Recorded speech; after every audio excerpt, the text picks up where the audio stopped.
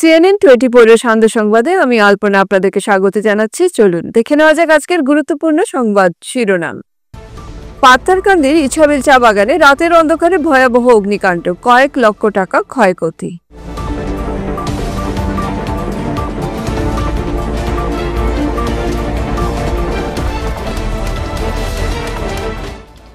ঢাকায় বিমান বিধ্বস্তে নিহতের সংখ্যা দাঁড়ালো 27, এর মধ্যে 25 জনই শিশু।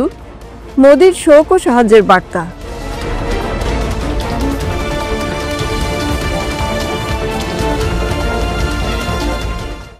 পদত্যাগ করলেন উপরাষ্ট্রপতি জয়দীপ ধনখড়।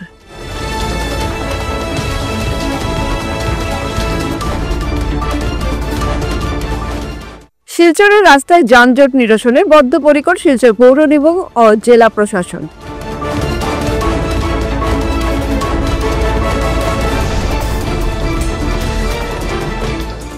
ইলেকট্রিক অটো কিনে সর্বনাশ, ইউনিক অটোমোবাইলস ও ইউনিয়ন ব্যাংকের চক্রে 40 চালকের সঙ্গে প্রতারণার অভিযোগ।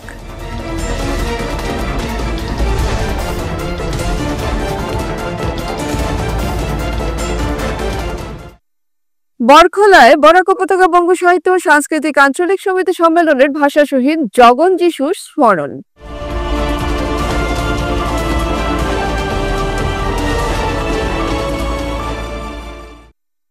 এবারে বিস্তারিত। পাথারকান্দির ইছাবিল চা বাগানে রাতের অন্ধকারে ভয়াবহ অগ্নিকাণ্ডের ঘটনায় আতঙ্ক ছড়িয়ে পড়ল অর্জুন পাছি নামের ব্যক্তির ঘরে মধ্যরাতে সংঘটিত হয় অগ্নিকাণ্ডের ঘটনা। ঘরের সমস্ত ধরনের সামগ্রী পুড়ে ছারখার হয়ে গিয়েছে। নগদ 20,000 টাকা জ্বলে ভস্মীভূত।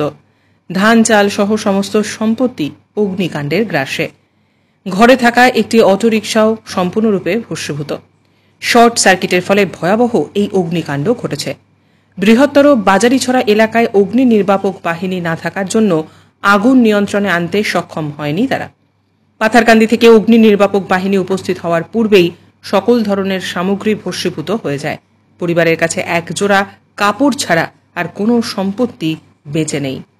আমার নাম অর্জুন পাছি, নতুন লাইন হিসাবে 7 নম্বর ওয়ার্ড।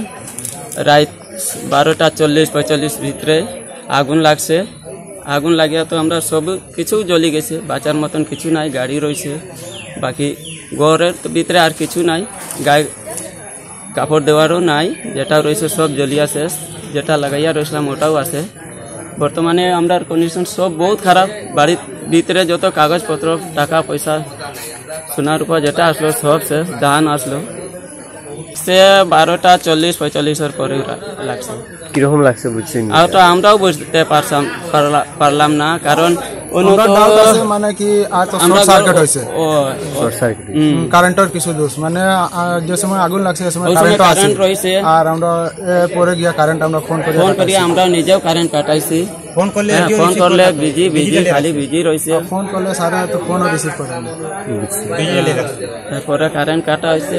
কিন্তু কিছু কারেন্ট কাটার পরেও যেটা হয়েছে সব শেষ। মানে আর তো এমনিও দেখলেন ঘর আপনিও সব কিছু। এমনি টাকাও আসেন, টাকাও রয়েছে, মানে টাকাও 15-20 হাজার টাকাও রয়েছে ক্যাশ, ওটাও শেষ। ও এখন তো কিতা কম, আমাদের যে বিধায়ক তাই নিজেও আইয়া দেখিলেন, যেটা হেল্প করার তাই করিয়া যাও। ঘর বাড়ি থাকার মতন তো নাই এখন, ঘর তো শেষ, এখন তো ভাঙাও লাগবো। এখন আমরা থাকার কোনো একটা ব্যবস্থা তো থাকেও। গাড়িও শেষ, নতুন গাড়িও রয়েছে। বিমান বাহিনীর প্রশিক্ষণ। বিমান বিধ্বস্তের ঘটনায় মৃত্যু বেড়ে দাঁড়িয়েছে 27, তাদের মধ্যে 25 জনের শিশু, যাদের বয়স 12 বছরের নিচে। দুর্ঘটনায় আহত হয়ে বিভিন্ন হাসপাতালে চিকিৎসাধীন আরও 78 জন, তাদের মধ্যে 5 জনের অবস্থা আশঙ্কাজনক। মঙ্গলবার সকালে বার্ন এবং প্লাস্টিক সার্জারি ইনস্টিটিউটে আয়োজিত সংবাদ সম্মেলনে এই সব তথ্য জানান প্রধান উপদেষ্টার বিশেষ সহকারী অধ্যাপক ডাক্তার সাইদুর রহমান। তিনি জানান, এখনও পর্যন্ত 20 জনের মরদেহ স্বজনদের কাছে হস্তান্তর করা হয়েছে। অব্যবহতভাবে চিকিৎসা পরিষেবা চালিয়ে যাচ্ছেন তারা, তবে কিছু রোগীর অবস্থা সংকটজনক। সূত্রের খবর, সোমবার দুপুরে বাংলাদেশ বিমান বাহিনীর প্রশিক্ষণ বিমান উত্তরার মাইলস্টোন স্কুল অ্যান্ড কলেজের একটি ভবনে বিধ্বস্ত হয়ে পড়ে। সোমবার সন্ধ্যা অবধি 19 জনের মৃত্যুর খবর পাওয়া গিয়েছে। দুপুর 1:06 উড্ডয়ন করার কিছুক্ষণের মধ্যেই বিমানটি ভেঙে পড়ে। এদিন ভারতের প্রধানমন্ত্রী নরেন্দ্র মোদী বাংলাদেশের বায়ুসেনার বিমানের দুর্ঘটনায় শোক প্রকাশ করেছেন এবং সমস্ত রকমভাবে পাশে থাকার আশ্বাস দিয়েছেন। আচমকা পদত্যাগ করলেন ভারতের উপরাষ্ট্রপতি জয়দীপ ধনকর। রাষ্ট্রপতি দ্রৌপদী মুর্মুকে চিঠি লিখে তিনি জানান, স্বাস্থ্যের কারণকে অগ্রাধিকার দিয়েই তিনি পদ ছাড়তে চান। সোমবার রাতে পদ থেকে ইস্তফা দেওয়ার পর তিনি বলেন, রাষ্ট্রপতি, প্রধানমন্ত্রী নরেন্দ্র মোদী এবং কেন্দ্রীয় মন্ত্রিসভাকে তাদের সহযোগিতার জন্য ধন্যবাদ জানাই। সাংসদদেরও তাদের স্নেহ ও শ্রদ্ধার জন্য ধন্যবাদ জানাই। এদিকে হঠাৎ করে উপরাষ্ট্রপতি জয়দীপ ধনকরের পদত্যাগে হইচই পড়েছে। কিসের জন্য হঠাৎ পদত্যাগ করলেন তা নিয়ে নানান চর্চা শুরু হয়েছে। রাজনৈতিক চাপ না শারীরিক অসুবিধা, সেই ব্যাপারে দেশবাসী সন্দিহান। অবশ্য একটি তথ্য ঘুরপাক খাচ্ছে যে বিহার নির্বাচনের আগে ধনকর নীতিশ কুমারকে পরবর্তী উপরাষ্ট্রপতি করার পথ তৈরি করে দেবেন। বিজেপি এবার বিহারের আসনের বৃহত্তর অংশের দিকে নজর রাখছে, তাই নীতিশকে উপরাষ্ট্রপতি করা তাকে ভালো মেজাজে রাখার একটি কৌশল হতে পারে। শিলচরের রাস্তায় যানজট নিরসনে বদ্ধপরিকর শিলচর পৌর নিগম এবং জেলা প্রশাসন। তারই নিদর্শন হিসেবে সোমবার শিলচরের কোর্ট স্কোয়ার থেকে সদরঘাট পর্যন্ত যে চিত্রটি দেখা গেল তা যেন নতুন করে স্বপ্ন দেখালো শহরবাসীকে। গাড়ি আর মানুষের ভিড়ের মাঝেও শৃঙ্খলা, পরিপাটি, ফুটপাত আর অবাধ চলাচলের এমন দৃশ্য বহু বছর পর উপহার দিল জেলা প্রশাসন এবং শিলচর পৌর নিগম। সকাল থেকেই বরাক সেতুর নিচ থেকে শুরু হয় কোর্ট স্কোয়ার, পৌর নিগম কার্যালয়, শনি মন্দির পর্যন্ত পথটিকে আর চোখে পড়ল না কোনো ফুটপাত দখলকারী বা অস্থায়ী দোকানের ভিড়। সরকারি হায়ার সেকেন্ডারি স্কুলের রোড এবং সংলগ্ন অলিতে গলিতেও ছিল পরিচ্ছন্ন এবং সুশৃঙ্খলিত পরিবেশ। এই অভিযান ছিল পরিকল্পিত এবং কঠোরভাবে বাস্তবায়িত। নবনিযুক্ত পৌর নিগমের আয়ুক্ত শ্রীমতী সৃষ্টি সিং আইএএস এর নেতৃত্বে পৌর নিগম আগেই জানিয়ে দিয়েছিল যে আইন অমান্যকারীদের বিরুদ্ধে কঠোর পদক্ষেপ নেওয়া হবে।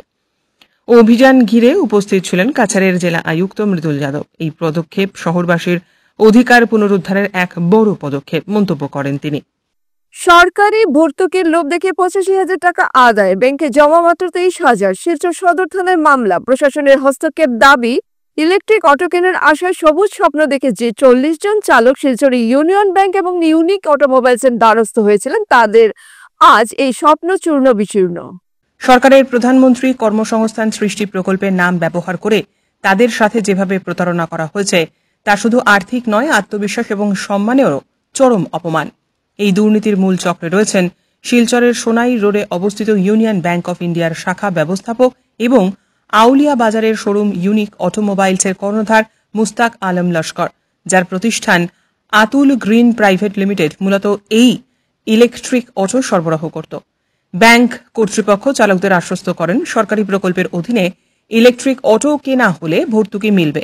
সেই আশ্বাসে চালকেরা 85,000 টাকা করে শোরুমে জমা দেন। কিন্তু কেলেঙ্কারি শুরু হয় তখনই যখন 2-3 মাস পর হঠাৎ ব্যাংক থেকে চুক্তিপত্রে সই করাতে ডাকা হয় এবং সেখানে উল্লেখ থাকে মাত্র 23,000 টাকার হিসেব। আমার নাম আলতাফ হোসেন লস্কর। আমি অটোর শোরুমটা কিনে একটা গাড়ি কিনছি, 85,000 টাকা তারে ডাউন পেমেন্ট দিছি। দেওয়ার পরে এখন দেখা যায় ম্যানেজার স্যারে আমার এখানে এগ্রিমেন্টর লাগে নাইনছেন, আনিয়া দেখলাম এখানে 23,000 টাকা। তখন আমি স্যারকে প্রশ্ন করলাম যে স্যার এখানে 23,000 কোথায়, এটা জিনিসটা আমি বুঝছি না। তাই না আমার হইলে না, এটা তোমার এটা কিচ্ছু না, এটা তোমার আলাদা আলাদা হইয়া জমা হইব। তা আমি বললাম স্যার এটা তো ডাউন পেমেন্ট একলগে দিলাম, আলাদা আলাদা বলে না, এটা ওরকম ভাঙ্গি ভাঙ্গি জমা হইব, হইয়া তো রয়েছে। এখন দেখা যায় যে এখানেও খালি 23,000 টাকা জমা আর কিছু নাই। তান দিয়ে আমি বললাম স্যার আমার ডিটেলসটা দেন। তখন তাই দিতে এটা দেন না, না দিয়া আমি এখানে গতদিন ব্যাংকও গেলাম, ব্যাংকও গিয়া টানতে পাইছি না। আরও অন্য মানুষ আমার হোসেন যে স্যার আরও ওই রকম আমার মতো হয়েছে, কেউ দিছে 1 লাখ 1.5 লাখ ওই রকম দিছে, সবার 23,000 করে জমা হয়েছে। তারপরে এখানে ব্যাংকও গেছি আমি একদিন গিয়া ইয়েটা আনার, এখানে গিয়া পাইছি না, না পাইয়া তারপরে আমি বাইরে গিয়েছি, আইয়া দেখি টান গেছেন যে অটোর শোরুমও, এখানেও গেছি, এখানে গিয়া টানতে কইলাম আমি। হওয়ার পরে ও টাইম আমারে এটা দিতে রাজি হইল না। তারপরে ফোন যে না তোমার এখানে 23,000 টাকা জমা হয়েছে। আমি বললাম স্যার আমার বাকি টাকা কই গেল? তাহলে এটা আমি জানি না, এটা তুমি জানো আর তোমার শোরুমে জানে, এই ব্যাপারে আমি কিচ্ছু করতে পারতাম না।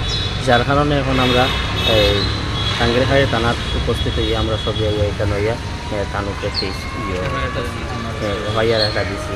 আর এখানে যদি আমরা সুবিধা পাই না তাহলে তো আমরা পরে অন্যদিকে যাই। বরাক উপত্যকা বঙ্গ সাহিত্য ও সাংস্কৃতিক বরখলা আঞ্চলিক সমিতির সম্মেলন ভাষা শহীদ জগন যিশু স্মরণ সভা হিসেবে সোমবার সকাল 11টায় বরখলা স্যাডো কমিউনিটি হলে এক সভা অনুষ্ঠিত হয়। আঞ্চলিক সমিতির উদ্যোগে সভায় পৌরোহিত্য করেন শেডোর সভাপতি তথা বিশিষ্ট সমাজসেবী সত্যব্রত দে। সম্মেলনে বড়খলা আঞ্চলিক সমিতির পক্ষে 2 বীর শহীদকে শ্রদ্ধা অর্পণ করা হয়। সম্পাদক অমৃত চক্রবর্তী তার বক্তব্যে বলেন, 1986-তে ভাষা সংগ্রামে শ্রীভূমির বাসিন্দা জগন যিশুর মৃত্যু হয়েছিল। তারা বাংলা ভাষার জন্য শহীদ হয়েছেন। আজকের এই দিনে তাই বরাক উপত্যকায় বীর সন্তানদের স্মরণে বরাক বঙ্গ সাহিত্য সাংস্কৃতিক সম্মেলন বড়খলা আঞ্চলিক সমিতি এই সভার আয়োজন করেছে। সভায় বড়খলা আঞ্চলিক সমিতির সহ সভাপতি অজিত দাস তার বক্তব্যে বলেন, তৎকালীন প্রাক্তন মুখ্যমন্ত্রী প্রফুল্ল কুমার মহন্তের সরকার থাকাকালে বরাকে বাংলা ভাষার বদলে অসমিয়া ভাষা সরকারিভাবে চাপিয়ে দেওয়ার প্রচেষ্টার প্রতিবাদ করতে গিয়ে শহীদ হয়েছিলেন তারা। তাই এই 2 বীর সন্তানকে ভুললে চলবে না। এছাড়াও সম্মেলনে অন্যদের মধ্যে বক্তব্য রাখেন বড়খলা মাতৃভূমি ক্লাবের অনিমেষ চক্রবর্তী, আঞ্চলিক সমিতির সদস্য রঘুনন্দন শর্মা সহ বহু বিশিষ্ট ব্যক্তিবর্গ। আয়োজনে জগৎ যিশুর স্মরণ সভায় সভাপতি এবং উপস্থিত বঙ্গ সাহিত্যর কর্মকর্তা ও শেডো এবং মাতৃভূমি কর্মকর্তা সবাইকে ধন্যবাদ জানিয়ে আমি 2-1 কথা বলছি। বাংলা ভাষা আমাদের মাতৃভাষা। এই ভাষার জন্য 1961 ইংরেজিতে 11 জন শহীদ হয়েছেন। 1986 ইংরেজিতে করিমগঞ্জে আরও 2 জন শহীদ হয়েছে। এছাড়াও আরও 2-1 জন বরাক উপত্যকা বাংলা ভাষার জন্য প্রাণ দিয়েছেন। এটা দুঃখের বিষয়, আমরা আজও সেই বাংলা ভাষা সঠিকভাবে আমরা প্রয়োগ করতে পারছি না। বিশেষ করে আমি কাউকে দুষব না, আমরা নিজেরা বাঙালিরা আজও সেই ভাষার যে মাতৃভাষার যে কদর সেটা উপলব্ধি করতে পারছি না। আমরা নিজেরা যদি মাতৃভাষাকে আমরা প্রজন্মকে মাতৃভাষায় অন্তত বিষয় হিসাবে যদি পাঠদানে যুক্ত না করি, তাহলে কিভাবে আমরা মাতৃভাষা টিকব? আজকের বিস্তারিত সংবাদ এখানে সমাপ্ত হলো। নমস্কার।